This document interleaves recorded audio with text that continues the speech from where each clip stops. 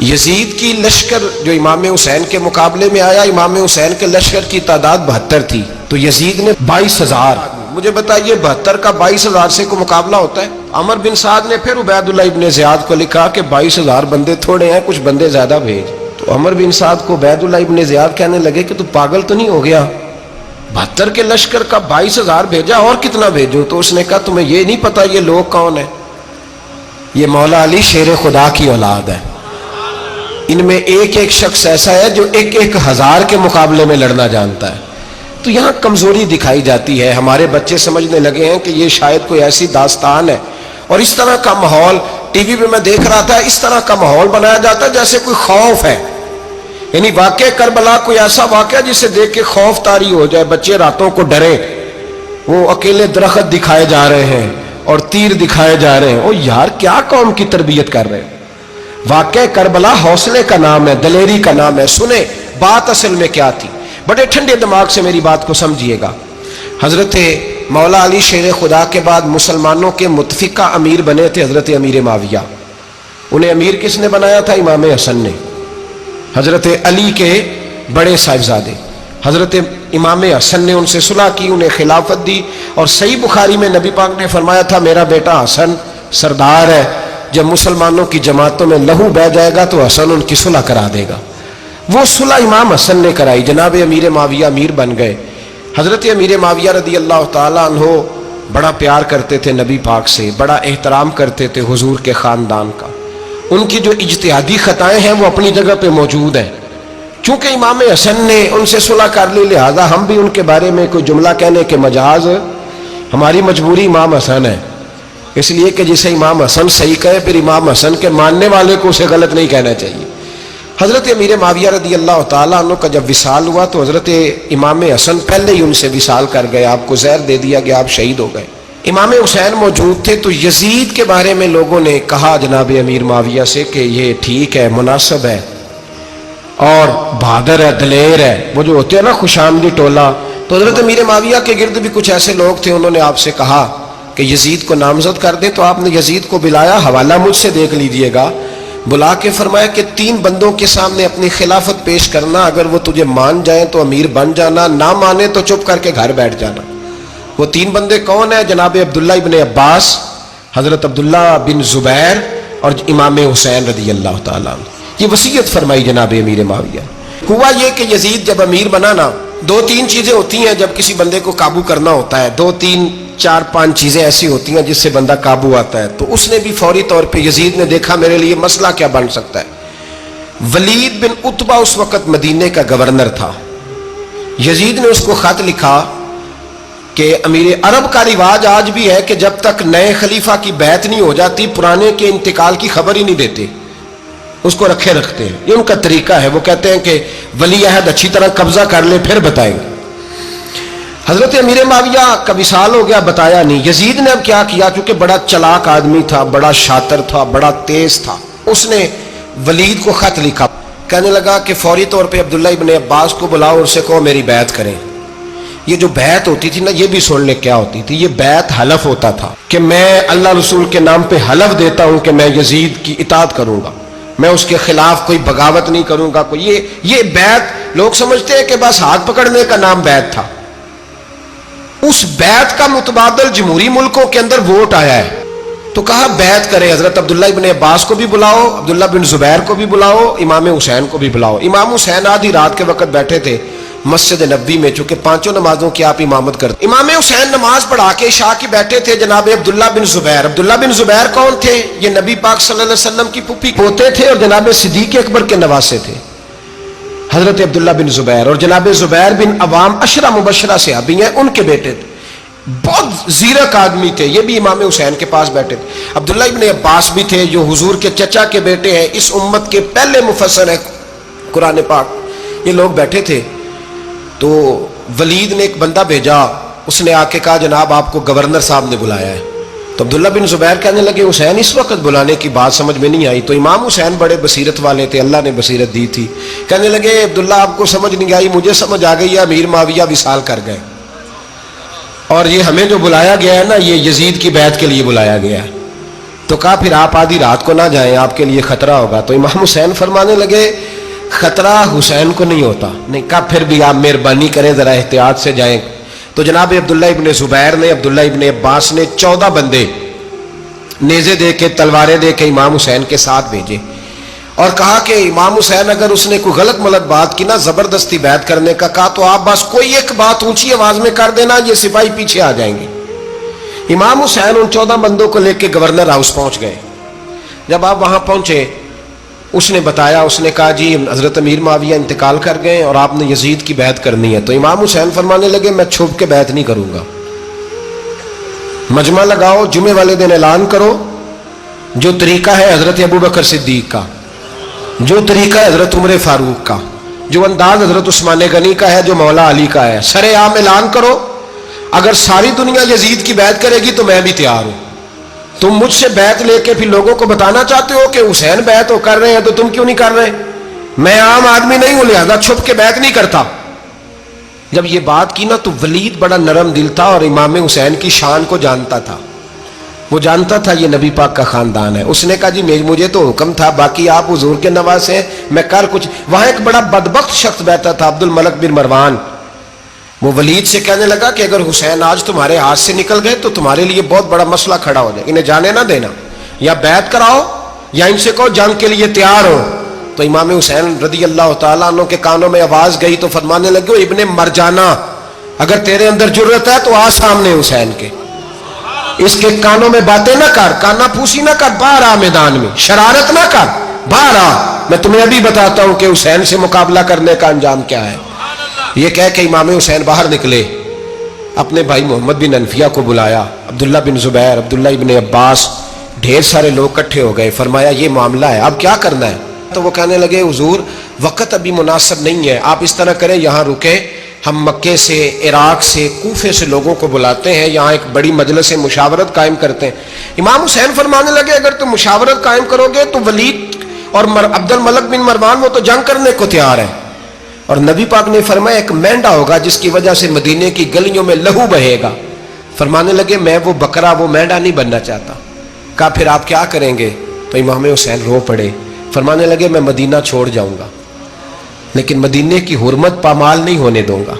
امام علی مقام آدھی رات کے وقت نکلے، سیدہ فاطمہ کا دروازہ ایک اس دن تھا جس دن حضرت مولا علی کوفے چلے گئے، اور دوبارہ آج تالا لگا جب امام حسین نکلے۔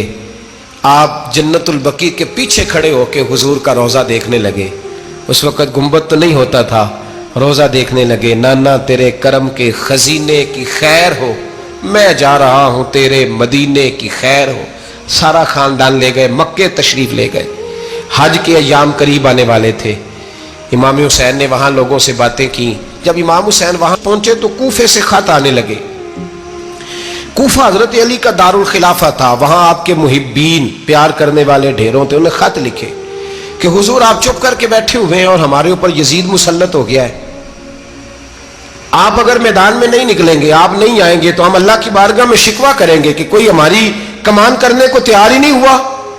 اور وہ خط 1 2 3 نہیں آئے، وہ خط اتنے تھے کہ 3 بوریوں میں بھرے تھے امام حسین، 3 بوریوں میں۔ اب مجبوری ہو جاتی ہے، حق کے لیے کئی دفعہ بات کرنا مجبوری ہوتی ہے، اگر نہیں کرے گا تو پھر اس کو بھی قبر میں جواب دینا پڑے گا۔ امام علی مقام رضی اللہ تعالیٰ عنہ نے مکے میں اب لوگوں کو جمع کیا مشورے کے لیے۔ ہر بندے نے کہا حضور وہ بلا تو رہے ہیں پر اپنے وعدوں کے پکے۔ کہا حضور وہ پکے نہیں، آپ نہ جائیں۔ ہر بندے نے کہا حالات ٹھیک نہیں، حالات گراؤنڈ ریالٹی صحیح نہیں، یہی مشورہ آج بھی ہر بندہ دیتا ہے، ابھی حالات نہیں۔ اتنے خراب حالات کبھی نہیں ہوئے تھے جتنے امام حسین کے دور میں تھے، لیکن فرمایا میں دین کے خلاف غلط حکمران کو مسلط ہونے کی اجازت، بول کے بتائیے، بول کے، غلط حکمران کو مسلط ہونے کی اجازت مزاحمت کروں گا، مخالفت کروں گا۔ امام کہنے لگے کوئی بات نہیں، وہ میرے ساتھ چلے نہ چلے لیکن میں کوفے جاؤں گا، وہ لوگ میرے ساتھ کھڑا ہونے کو تیار ہے تو وہ جھوٹ ہے یا سچ ہے پر میں چلوں گا۔ جب امام علی مقام نے اصرار فرمایا تو جو آپ کے قریبی صحابہ کرام کی اولادیں تھی ساری، یہ بھی اب بیماری ہے، کچھ لوگ کہتے ہیں جی صحابہ نہیں ساتھ چلے، تو میں کہتا ہوں اہل بیت نبوت کے تو کل افراد 21 تھے، تو 72 میں باقی اولادیں کس کی تھی؟ وہ ساری صحابہ کی اولادیں تھی، وہ سارے. پتہ نہیں کیوں اس طرح کا فلسفہ بیان کیا جاتا ہے جس میں حالات خراب ہو. حضرت سیدنا امام علی مقام کو جب بہت زیادہ کہا گیا نا تو امام حسین رضی اللہ تعالیٰ انہوں نے فرمایا چلو میں ایک کام کرتا ہوں، مسلم بن عقیل کو بھیجتا ہوں. حضرت علی کے بھتیجے ہیں، امام حسین رضی اللہ تعالیٰ عنہ کے چچا کے بیٹے ہیں، حضرت عقیل کے صاحبزادے مسلم بن عقیل. بڑے سمجھدار آدمی تھے، معاملہ فہم تھے، بڑے جری تھے. اتنا زبردست مشورہ کم لوگ دیتے ہیں جتنا حضرت مسلم بن عقیل دیتے تھے. ان کو بھیجا گیا کوفے. اب اس میں بڑی تفصیل ہے، وہ اپنے 2 بچے بھی لے گئے. جب وہ کوفے پہنچے نا تو کوفے پر جناب نعمان بن بشیر کی حکومت تھی. آپ گورنر تھے اور اہل بیت سے بڑی عقیدت رکھنے والے، نرم رویہ. عبید اللہ ابن زیاد کوفے کا گورنر نہیں تھا، یہ کسی اور علاقے کا تھا. جب آپ وہاں پہنچے تو نعمان بن بشیر نے دیکھا کہ حضرت مسلم بن عقیل آئے ہیں تو لوگ دوڑے ان کی بیعت کرنے، بھاگے. اتنے لوگ جمع ہوئے کہ ایک دن میں 17,000 آدمی نے بیعت کر لی. کتنے بندے جی؟ 17,000 آدمی ایک دن آیا. اب وہ جو امام مسلم بن عقیل کے وہاں نعرے لگانے والے تھے کہنے لگے حضور یہ پہلے دن کی کارکردگی ہے، 2-4 دن میں دیکھیے کیا ہوتا ہے. 2-4 دن میں کیا ہوا؟ 40,000 آدمی نے بیعت کر لی. اب وہ 40,000 بندہ تیار ہو گیا. ادھر سے جو یزید کے وفادار تھے انہوں نے خط لکھا یزید کو کہ تو نے بڑا نرم آدمی گورنر بنایا ہے اور 40,000 بندہ چلا گیا حسین کی طرف. اگر ایک دن مسلم بن عقیل اور رہے تو جو تمہارا گورنر بیٹھے ہیں نا جناب نعمان بن بشیر، ان کو گورنر ہاؤس سے نکال کے مسلم بن عقیل قبضہ کر لیں گے. تو چپ کر کے بیٹھا ہے. یزید بڑا تیز تھا، اس نے ایک آدمی گھوڑے پہ دوڑایا. عبید اللہ ابن زیاد ایک اور علاقے کا گورنر تھا پر بڑا ظالم سا بدماش تھا، بڑا سخت گیر آدمی تھا. اس کو کہا کہ تو پہلے ایک صوبے کا گورنر ہے، جا تجھے دوسرا صوبہ بھی دیا. اس طرح کار فوری طور پہ کوفے پہنچ اور جا کے مسلم بن عقیل کو گرفتار کر، جو آدمی ان کا ساتھ پھر بھی دے اسے قتل کر دے. اس نے کیا کیا؟ وہ آدھی رات کو آیا، منہ چھپایا، جبہ پہنا. لوگ سمجھے امام حسین آ گئے. بہت سارے لوگوں نے اس کے نعرے بھی لگائے. وہ چپکے سے داخل ہوا اندر اور چپکے سے داخل ہو کے اس نے سب سے پہلا کام یہ کیا کہ نعمان بن بشیر رضی اللہ عنہ کو معزول کیا، کوفے کے گورنر ہاؤس پہ قبضہ کیا. پھر اس نے اسی وقت سوئے ہوئے سرکردہ لوگ، جس طرح ایک گاؤں کا چودھری دوسرے کا محلے میں قبیلوں کے جو لوگ تھے چودھریوں کو بلایا. کچھ کو سزائیں دیں، کچھ کو سخت کہا، کچھ کو ان کے عیب گنوائے کہ وہ تمہارا فلانا مسئلہ پھر خراب کر دوں گا. بلیک میل کیا. صبح ہونے تک حالات اگر تم نے میرے قابو میں نہ کیے تو یاد رکھنا بڑا مشکل ہوتا ہے حق پہ کھڑا ہونا. بڑی چیزیں لوگوں کو یاد آتی ہیں، اللہ جانتا ہے. پہلے کچھ ہوتا ہے، بعد میں معاملہ کچھ ہوتا ہے. حضرت مسلم بن عقیل کے ساتھ جس دن عبید اللہ ابن زیاد آیا 40,000 کا لشکر تھا. اگلے دن صبح ہوئی، اگلے دن تو یہ حال ہو گیا کہ آپ جب کوفے کی جامع مسجد میں زور کی نماز کے لیے گئے تو 5-7 ہزار آدمی نماز پڑھنے آیا. اور جب مغرب کا وقت آیا تو لوگوں نے چند ہزار لوگ رہ گئے، نماز کی نیت باندھی. توجہ کرنا میری بات پہ، ایک مسئلہ بھی سمجھ میں آئے گا. لوگوں نے نماز کی نیت باندھی تو حضرت مسلم بن عقیل امامت کر رہے ہیں، ہاتھ باندھے ہوئے ہیں. تو بہت سارے لوگوں نے پیچھے ہاتھ چھوڑ دیے. ایک بندے نے دوسرے سے پوچھا وہ ہاتھ کیوں نہیں باندھتے؟ کہنے لگے اگر عبید اللہ ابن زیاد کے کسی بندے نے دیکھ لیا نا تو ہم اسے کہیں گے ہم تو نماز پڑھ ہی نہیں رہے تھے، ویسے ہی کھڑے تھے، ہاتھ ہی نہیں باندھے سرے سے. جب نماز کی امامت باندھی تو 10-11 صفیں تھیں. جب مسلم بن عقیل رضی اللہ تعالیٰ عنہ نے سلام پھیرا تو پیچھے بندہ ہی کوئی نہیں تھا. حضرت مسلم بن عقیل کو گرفتار کیا گیا. عرب کا رواج تھا دشمن کو سخت سزا دیں تاکہ باعث عبرت بنے. بہت اونچا مینار تھا کوفے کا گورنر ہاؤس کا، اوپر لے جا کے جناب مسلم بن عقیل کو زمین پہ گرایا گیا. اور جب وہ شہید ہو گئے تو شہید ہونے سے ایک رات پہلے وہ خط لکھ چکے تھے امام حسین کو کہ آپ آ جائیں، حالات بڑے اچھے ہیں.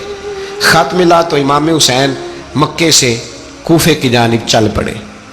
امام علی مقام رضی اللہ تعالیٰ عنہ جب چل پڑے تشریف لا رہے تھے تو رستے میں فرزق شاعر ملا، بڑا محب اہل بیت تھا. رستے میں ملاقات ہوئی، اللہ اکبر، حضرت مسلم بن عقیل جب گرایا شہید ہو گئے تو پھر اس نے اس طرح کیا کہ آپ کی لاش کو لٹکا دیا چوک میں. لوگ دیکھتے تھے تو عورتیں بچوں کہتی تھی تو نے باہر نہیں نکلنا, ہم نے نہیں امام حسین کے ساتھ چلنا, بس بڑا خوف ہے, کوئی بندہ نہ باہر نکلے, کوئی نہیں ضرورت ہمیں, حالات بہتر ہوگی تو دیکھی جائے گی. آج کتنے لوگ ہیں, کتنی دیگیں پکی, کتنی نیازیں بٹی, کیا کچھ ہوا. آپ ناراض نہ ہونا, میں آپ میں سے ہوں, آپ مجھ سے ہیں, یہ بات آپ کی نہیں میری سب کی ہے. آج بھی اگر امام حسین کے نام پہ جان دینے کی باری آئے گی تو دیگیں ہی رہ جائیں گی. ناراض تو نہیں ہو گئے آپ لوگ؟ فٹافٹ مائیں کہیں گی باہر نہیں جانا, بالکل پتر سانو کی لگے, سارا دن کوئی ہمارے لیے. وہ پیر صاحب تو کرتے رہتے ہیں باتیں, ان کا تو کام ہے, خبردار ہم نے نہیں جانا. دیگیں دینے کو سارے تیار ہیں, جانے دینے کو تیار ہونا. ناراض ہو گئے آپ لوگ؟ چلو کوئی نہیں, ہو جاؤ, خیر صلی اللہ ہے, بات تو ٹھیک کر رہا ہوں نا.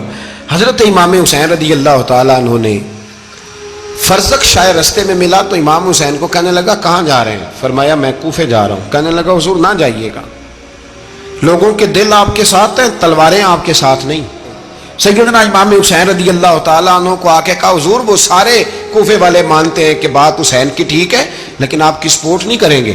اور اگلی بات فرزق نے یہ کی کہ حضور میں حضرت مسلم بن عقیل کی لاش کو لٹکی ہوئی دیکھ کے آیا ہوں کوفے کے چوک میں. بڑا ہی خوبصورت فکرہ ہے امام حسین کا. فرمانے لگے میرا بھائی لٹکا ہوا تھا, کہیں کسی کے آگے جھکا تو نہیں تھا؟ لٹکا ہی تھا نا, کہیں جھکا تو نہیں کسی کے آگے؟ کہا حضور نہیں. تو آپ فرمانے لگے اگر مسلم بن عقیل لٹک گیا تو حسین بھی لٹک جائے گا, لیکن جھکے گا. حضرت امام حسین تشریف لائے, بچوں سمیت آئے. حر بن یزید ایک شخص تھا. حر بن یزید ایک مختصر سا لشکر لے کے اس نے امام حسین کو ایک جگہ پہ روکا, پھر دوسری جگہ پہ روکا, بالآخر تیسری جگہ پہ روکا. تو امام حسین نے فرمایا جگہ کون سی ہے؟ کہا حضور کرب و بلا. فرمایا بس یہی خیمے لگا دو, یہی. حضرت سیدہ زینب نے پوچھا امام حسین سے کہ سارے زمانے نے روکا ہے, ٹھیک ہے آپ حق پہ ہیں, یہ بھی سب نے کہا آپ حق پہ ہیں, پر روکا بھی سب نے, آپ روکے کیوں نہیں؟ تو ابن کثیر اور ابن اسیر لکھتے ہیں کہ امام حسین رو پڑے, کہنے لگے بہن میں رک جاتا پر میں نے رات کو نانا مصطفیٰ کو خواب میں دیکھا ہے. تو حضور نے فرمایا حسین اگر آج یہ رواج پڑ گیا نا یزید جیسے لوگوں کا تو قیامت تک پڑا رہے گا. پھر لوگ کہیں گے کوئی نکلا نہیں تھا تو ہمیں بھی نکلنا. پھر لوگ ظالموں کے سامنے گردنیں جھکانے کے عادی ہو جائیں. میں کہتا رہتا ہوں, کہہ رہا ہوں, کربلا کی جنگ کفر اسلام کی جنگ نہیں, کفر اسلام کی جنگ نہیں کربلا کی. کیونکہ یزید تو بڑا پکا نمازی تھا, خطبہ دیتا تھا. وہ تو جب امام حسین رضی اللہ تعالیٰ عنہ نے کربلا کے میدان میں جمعے کا دن تھا تو یزید کے سامنے کو بات کرنی شروع کی, عمر بن سعد کے سامنے. تو عمر بن سعد کہنے لگا حسین زیادہ باتیں نہ کر, ہمارا جمعہ لیٹ ہو رہا ہے, جنگ کے لیے تیار ہو, فٹافٹ آ. اہل بیت نبوت کو قتل کریں گے اور قتل کے بعد پھر نماز پڑھیں گے اور پھر کہیں گے اللہم صلی علی محمد وعلی آل محمد, اسی نماز میں پھر درود بھی پڑھیں گے. یہ کیسا مرتبہ ہے, کیسا انداز ہے, دوستی قاتل سے بھی مقتول سے یارانہ بھی. امام حسین نے حر بن یزید امام حسین سے کہنے لگا مجھے حکم ہے آپ کو روکنے کا, آپ آگے نہیں جا سکتے. امام صاحب نے فرمایا وجہ زمین اللہ کی ہے. اس نے کہا آپ بیعت نہیں کر رہے, یزید کی حالات آپ کے حق میں درست نہیں ہیں, آپ نہیں جائیں گے. امام روک گئے. ظہر کی نماز کا وقت ہوا تو حضرت علی اکبر امام حسین کے بڑے صاحبزادے انہوں نے اذان ظہر پڑھی تو حر بن یزید کے لشکر نے امام حسین کے پیچھے نماز ادا کی. کہا بھئی تم مقابلے میں آئے ہو, نماز پیچھے پڑھتے ہو؟ کہا حضور مقابلہ تو تلواروں سے کر رہے ہیں پر ہمارا دل تو مانتا ہے نا کہ مصطفیٰ کا نواسہ بڑی شان والا ہے. حر بن یزید نے 3 نمازیں لشکر سمیت امام حسین کے پیچھے پڑھی ہیں, 3 نمازیں, ظہر اثر اور مغرب. پھر امام حسین کے سامنے شرائط پیش کی کہ آپ کو یہاں گھیر لیا گیا ہے, یہاں آپ بیعت کریں گے, یہاں جنگ کریں گے, 2 ہی باتیں. امام حسین نے فرمایا نہیں بھائی بیعت تو میں نہیں کرتا, اس کے علاوہ تم جو کہتے ہو میں کرنے کو تیار ہوں. اس نے خط لکھا, عبید اللہ ابن زیاد کو ایک بندہ دوڑایا پیچھے, کوفے چند میل پہ کوفہ تھا. کہا وہ نہیں مان رہے, کیا کرنا ہے؟ تو حسین ابن علی ہے, میں زیادہ دیر انہیں روک بھی نہیں سکتا. انہوں نے پیغام دیا حر بن یزید کو کہ کرنا کچھ بھی نہیں, ان کا پانی بند کر دو, بلیک میل کرو, کھانا پانی نہیں ملے گا, چھوٹے چھوٹے بچے ہیں, خود ہی مان جائیں گے. حضرت امام علی مقام کے بارے میں حور کے پاس جب یہ پیغام آیا تو حور کہنے لگا میری طبیعت نہیں مانتی حسین پر پانی بند کروں، دل نہیں مانتا۔ جب یہ لفظ کہے نا دوبارہ تو پھر عبید اللہ ابن زیاد نے عمر بن سعد کو 10,000 آدمی دے کے بھیجا، کہا حور بن یزید لچک دکھا رہا ہے حسین کے حق میں۔ ایک رے کا علاقہ تھا، بڑی وہاں فصل ہوتی تھی، لوگ کوشش کرتے تھے وہاں کا گورنر بننے کی، کوشش کرتے تھے۔ تو عبید اللہ ابن زیاد کہنے لگا تمہیں رے کی گورنری ملے گی، سب سے سرسبز و شاداب علاقہ، تمہیں وہاں کا گورنر بنایا جائے گا اگر حسین کے خلاف لڑو گے۔ یہ اتنی زبردست ہوتی ہیں گورنریاں کہ گورنریوں کے لیے لوگ نسل رسول کے خلاف بھی نکل آتے ہیں، یہ اتنی تگڑی ہوتی ہیں، اتنی جلدی وفاداریاں بدلتی ہیں۔ وقت اتنا نہیں کہ میں مزید تفصیل میں جاؤں۔ امام حسین کو روک لیا گیا، عمر بن سعد نے روک لیا۔ یکم محرم کو امام آئے، 7 محرم تا روکا گیا، 7 محرم کو پانی بند کر دیا۔ جانور پانی پیتے تھے، گھوڑے پیتے تھے، کتے پیتے تھے، لیکن مصطفیٰ کے گھرانے کو پانی پینے کی اجازت 3 دن تک پانی بند رہا۔ 9 محرم کو عمر بن سعد نے اور لوگ بلائے۔ شمر ایک بڑا سخت آدمی تھا، سنگ دل بدبخت، جس نے حضرت علی اصغر کے گلے پر تیر مارا تھا، وہ اور لشکر لے کے آیا۔ رات کو کہنے لگا امام حسین رضی اللہ تعالیٰ عنہ سے کہ بس بڑا ہو گیا، یہ 9-10 محرم کی درمیانی رات، یا آپ جنگ کریں گے یا آپ بیعت کریں گے، 2 ہی باتیں۔ امام حسین اندر گئے، سیدہ زینب سے مشورہ کیا، باہر آئے، فرمایا بات وہی ہے جو پہلے دن والی ہے۔ امام حسین رضی اللہ تعالیٰ عنہ نے فرمایا بھائی بیعت تو میں نہیں کرتا، باقی جو تمہارا پروگرام ہے۔ شمر اور ابن سعد کہنے لگے پھر جنگ کے لیے تیار ہو جائیں۔ کیا انداز ہے امام حسین کا، فرمانے لگے کل جنگ کروں گا، مجھے پتا تو ہے جنگ کا نتیجہ کیا نکلنا ہے، ایک رات مجھے دے دو تاکہ میں کھل کے اپنے رب کی عبادت تو کر لوں۔ حسین نے جانا ہے، مجھے پتا ہے کل رزلٹ 72 اور 22,000 کا کیا ایک رات مجھے دو، میں مالک سے راز نیاز تو کروں، میں گویا اس سے پوچھوں تو صحیح کہ مالک میرے والد بھی شہید ہیں، بھائی بھی شہید ہیں، نانا کو بھی دکھوں میں دیکھا ہے، تو اب میری باری ہے تو مالک میں حاضر ہوں، مجھے موقع تو دو، اس لیے کہ میرے نانا نے بدر میں بھی ساری رات عبادت کی تھی، صبح مجھے موقع دو۔ اور دنیا کا اصول ہے جب کوئی موقع مانگتا ہے تو دیا جاتا ہے۔ یہ دونوں کہنے لگے کوئی موقع نہیں۔ حور بن یزید پیچھے سے بولا، کہنے لگا نہیں بدتمیزی نہ کرو، حسین کو موقع دو، تمہیں دینا پڑے گا۔ موقع دیا۔ حور بن یزید نے پھر منت کی، کہا حضور آپ مہربانی کرے مان جائیں۔ فرمایا ماننے والا کھاتا کوئی نہیں، یہ بڑا مشکل کام ہے بھائی، ضمیر کا سودا اب تو عام ہو گیا، بازار لگتے ہیں، ریٹ لگتے ہیں، اپنی اپنی چاہتوں پہ لوگوں نے اپنے اپنے انداز سجائے ہوئے۔ کوئی آدمی بس اچھے طریقے سے نام لے لے تو بس ہم اس کے پیچھے چل جاتے، اب تو عام ہو گیا یہ معاملہ۔ امام حسین نے فرمایا ہو ہی نہیں سکتا، ممکن ہی نہیں ہے۔ ساری رات عبادت میں گزری، ریاضت میں گزری، تہجد کا وقت ہوا تو گھر والوں کو بلایا، فرمایا دیکھنا تمہاری سی کی آواز نہ باہر آئے، خبردار سی کی آواز نہ آئے۔ اور امام زین العابدین سے فرمایا تو بیمار ہے، تو جہاد نہیں کرے گا، لیکن خیال رکھنا پیچھے۔ اور بڑی قیمتی بات بتا رہا ہوں، ہماری بیویاں کسی کے گھر میت ہو جائے تو 4 دن بخار نہیں اترتا۔ امام علی مقام نے سیدہ زینب سے فرمایا تو بڑی ہے، میری بہن ہے، پیچھے سارے بچے ہیں، جوان ہیں، ان کے حوصلے تیری ذمہ داری ہیں۔ صبح جنگ کا طبل بجنے لگا، فجر کی نماز پڑھی، سورج چڑھا، 10 محرم کا دن، جمعے کا وقت، جناب سیدنا امام حسین رضی اللہ تعالیٰ عنہ نے ریت پر سجدے کیے، لمبے سجدے، لمبی نماز۔ سورۃ الشمس کی آیات دوسری رکعت میں پڑھی تو سارا کربلا گونجنے لگا۔ کیا انداز تکلم تھا امام علی مقام کا۔ نماز مکمل ہوئی تو حور بن یزید، عمر بن سعد اور شمر سے کہنے لگے واقعی حسین سے لڑو گے؟ پتہ نہیں کون ہے۔ قل لا اسألکم علیہ اجرا، تم نے نہیں پڑھا، الا المودۃ فی القربى، تمہاری آنکھیں بند ہیں، الحسن والحسین سید الشباب اہل جنہ، تمہیں نہیں پتا؟ کہنے لگا چپ کر، حکومت نظر آ رہی ہے۔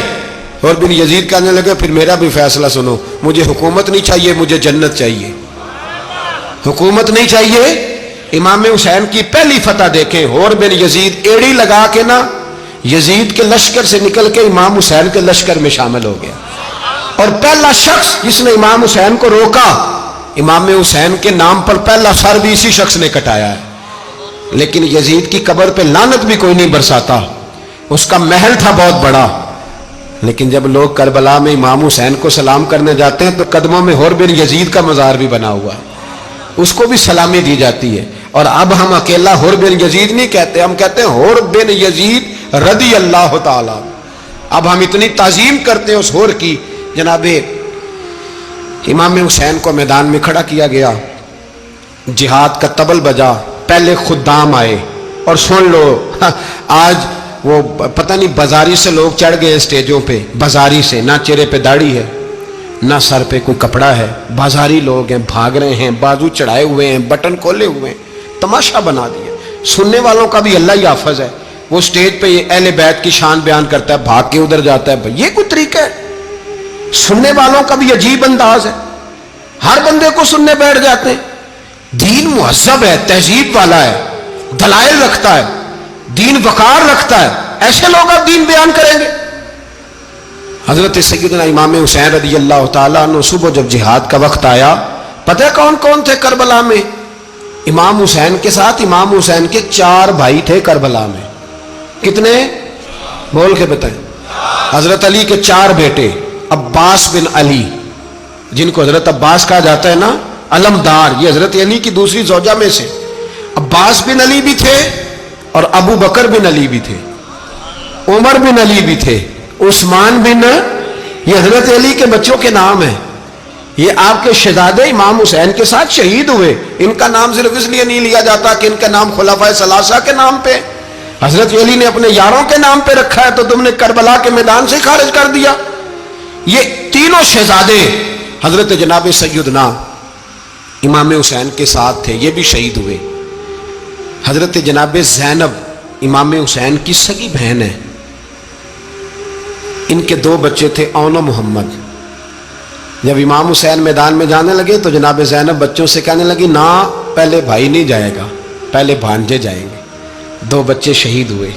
हजरत कासिम बिन हसन इमाम हसन के बेटे थे, वो जब मैदान में जाने लगे तो इमाम हुसैन ने कहा, नहीं भाई तू नहीं जाएगा, तू मेरे भाई की निशानी है, मैं जाऊंगा। तो हजरत कासिम बिन हसन ने एक तावीज़ खोल के दिया। अब्बा जी, मेरे वालिद ने कहा था जब बड़ी मुश्किल आ जाए तो तावीज़ खोल के देखना, तो आज बड़ी मुश्किल आई है तो मैंने तावीज़ खोला है, तो ये देखें क्या लिखा है।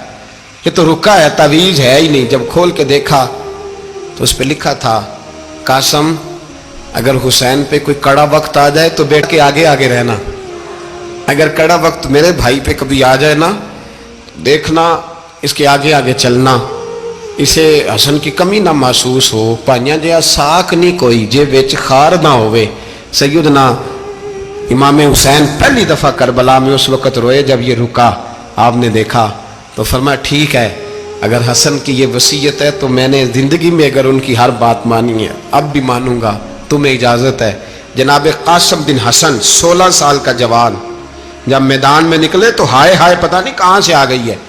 इमाम कासिम बिन हसन जब मैदान में निकले तो तबरी से लेकर अल्लामा अबुल हसनात साहब सबको पढ़ के तो देखो, 3 दिन की प्यास है, शदीद आजमाइश है, दुख है, तकलीफें हैं, फिर भी पहली दफा जब मैदान में गए हैं, वापस आए हैं, 19 लोगों को कत्ल करके वापस आए। सुनाओ किस्सा खैबर को, तमामी अपने बच्चों को।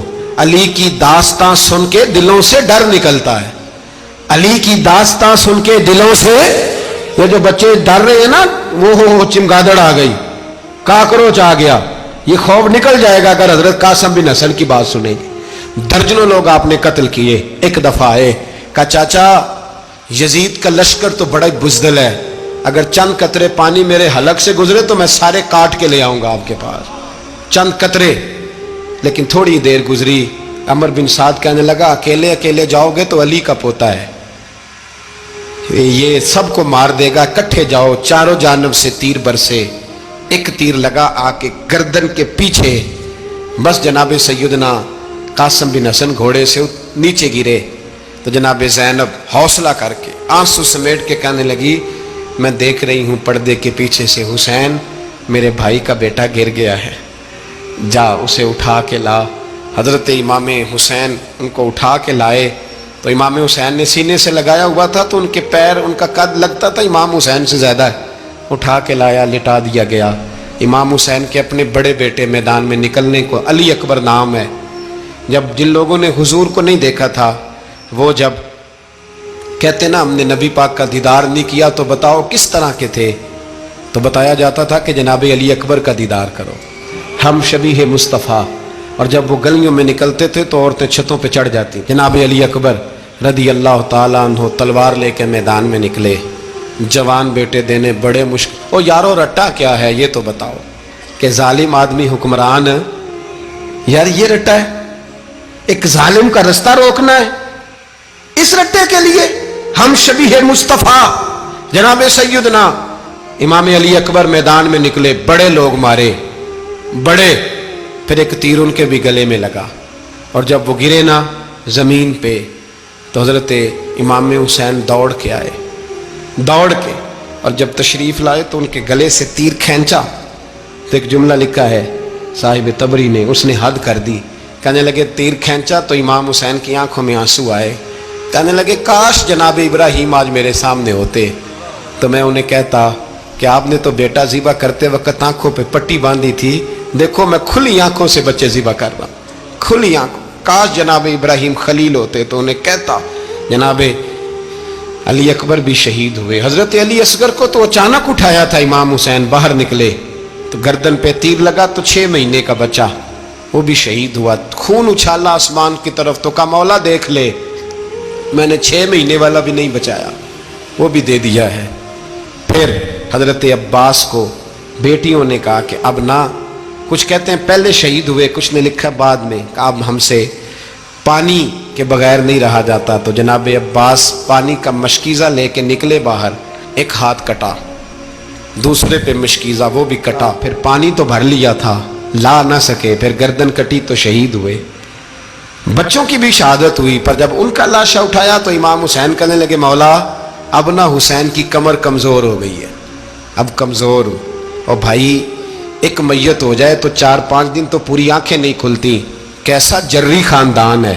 تھوڑی دیر گزری تو امام علی مقام نے پٹکا باندھا، سر پہ دستار باندھی، مولا علی کی تلوار پکڑی، نبی پاک کا امامہ باندھا اور گھوڑے پہ سوار ہوئے تو کہنے لگے زینب گھر تیرے حوالے اور میں اللہ کے حوالے، گھر تیرے حوالے اور میں، اور پھر امام حسین نکلے، امام علی مقام نکلے۔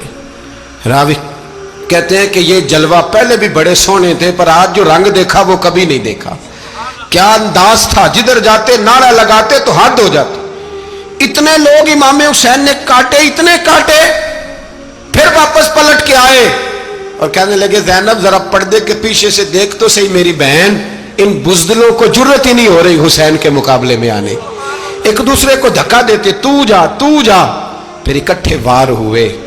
یہ کون ہے کٹا ہوا، لباس ہے پھٹا ہوا، یہ بال یقین حسین ہے، نبی کا نور عین ہے۔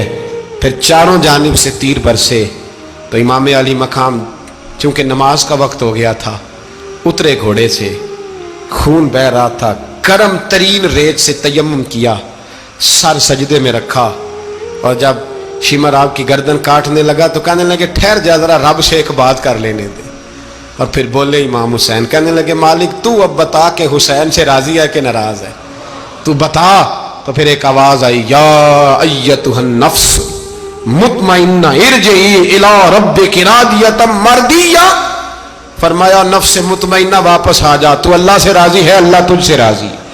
امام حسین وہاں شہید ہو گئے۔ اب یہ قافلہ امام حسین کا سر کاٹ، ذرا دیکھنا غور کرنا، سر کاٹ کے نیزے پہ رکھا ہے، جسم کربلا میں پڑا ہے، عورتوں کو گھوڑوں پہ بٹھا کے لے جایا گیا یزید کے دربار میں۔ یزید پہلے عبید اللہ ابن زیاد نے بدتمیزی کی، پھر یزید نے کی۔ سعودی عرب کا ایک مولوی بول رہا تھا، سعودی عرب کا، ان سے بھی بڑا عشق ہے، جس نے تقریر سننی ہو میرے پاس ہے۔ ہمیں لوگ مشورے دیتے ہیں کہ جو یزید کو اچھا کہے اور حسین کو باغی کہے اس کو ہم امام مان لیں، اس بے شرم بے حیا کو جو نبی پاک کے گھرانے کے بارے میں بکے اسے امام۔ سعودی عرب میں مسجد نبی میں درس دینے والا جس نے تقریر سننی ہو میرے پاس ہے، وہ کہتا ہے یزید تو بڑا اچھا آدمی تھا، اس نے تو بڑی خدمت کی، تو میں نے اسے کہا رشتہ داری کر لیا یزید کے ساتھ، قریب ہو جا، شرم نہیں آتی؟ आज भी नबी पाक का दिल दुखाते हो, हया नहीं आती, ख्याल नहीं आता। और लोग घर में बैठ के बातें करते हैं, कहते हैं जी जो बैतुल्लाह में हो वो भी बुरा हो सकता है। बैतुल्लाह में तो 360 बुत भी थे, वो अच्छे थे। मदीने में तो 360 मुनाफिक भी रहे, पूरी सूरह मुनाफिकून नाज़िल हुई, वो अच्छे थे। अजीब तमाशा बना दिया लोगों ने मजहब का। वो आज बकरा है। आज मेरे पास वीडियो आई है, कहता है यजीद ने तो बड़ी खिदमत, तो उबैदुल्लाह इब्ने ज़ियाद ने कत्ल किया। बेशर्मो, अगर उबैदुल्लाह इब्ने ज़ियाद ने भी कत्ल किया था तो हुकूमत किसकी थी? बोले, बोल के बताए। तो फिर यजीद ने उबैदुल्लाह इब्ने ज़ियाद को सजा क्यों नहीं दी, बल्कि एक जगह 2 गवर्नरियां दी उसको? ये हाल किया। बल्कि सुनो, जो हदीस पाक में आता है वो ये है कि यजीद छड़ियां मार रहा था, छड़ियां। इमाम हुसैन के लबों पे तो नुमान बिन बशीर सहाबी थे, बोल पड़े, कहने लगे, ओ यजीद बदबख्त, हाथ पीछे उठा, मुझे अल्लाह की इज्जत की कसम, मैंने सैकड़ों बार नबी पाक को इन होंठों को चूमते देखा है। हजरत जनाबे ज़ैनब औरतों के मजमे में पीछे होके बैठी हैं। यजीद के पास जब पहुंचा लश्कर तो यजीद कहने लगा, देखो अल्लाह ने मुझे इज्जत दी और मेरे मुखालिफों का क्या हाल हुआ। तो बीबी ज़ैनब बोल पड़ी, इतने सदमे सहे पर आवाज तवाना है, जानदार है। हजरत सैयदा ज़ैनब ने जब सुना ना कि ये कह रहा है कि मुझे अल्लाह ने इज्जत दी, तो जनाबे ज़ैनब बोली, नुमान बिन बशीर कहते हैं बीबी बोली, इतने सदमे हैं पर जनाबे ज़ैनब बोली अल्लाह अकबर, इस अंदाज में बोली कि पहले कुरान मजीद की आयत पढ़ी, कहने लगी वतुइज़्ज़ु मन तशा वतुज़िल्लु मन तशा बियदिकल खैर इन्नका अला कुल्लि शैइन कदीर। और फिर कहने लगी, यजीद तू बकता है, कहता है कि तू इज्जत वाला हो गया, ये तेरी हुकूमत है, 4 दिन गुजरने दे, तुझ पे कोई लानत भी नहीं बरसाएगा और मेरे भाई का कयामत तक मिंबरों में और खुतबों में जिक्र हुआ करेगा, वक्त गुजरने दे। जब जनाबे बीबी ज़ैनब बोल रही थी तो हुजूर के एक नबीना सहाबी पास बैठे थे, जनाबे नुमान बिन बशीर का हाथ हिलाया, हिला के कहने लगे, क्या अली आ गए? तो अली की आवाज लगती है, जिब्रील अमी बोल रहे हों जैसे, हिकमत के गोहर रोल रहे हों जैसे, दरबार दमिश्क में बीबी ज़ैनब का खिताब, मिंबर पे अली बोल रहे हों जैसे। मेरे भाई, बस करबला वाला काफिला तो मदीने पहुंच गया। 3 साल यजीद ने हुकूमत की, शराबें आम हो गई, मक्के पे हमला हुआ, खाना काबा का गुलाफ जला, मदीने पे उसने हमला किया। 3 दिन मस्जिद नबवी में उसने घोड़े बांधे, मस्जिद नबवी में सहाबा को निकाल के अपना उसने इमाम मुकर्रर किया, लेकिन फिर उम्मत ने उसे कबूल न किया। फिर वो रुसवा हुआ और आज तक वो रुसवा है। लेकिन इमाम हुसैन का नाम कल भी जिंदा था और आज भी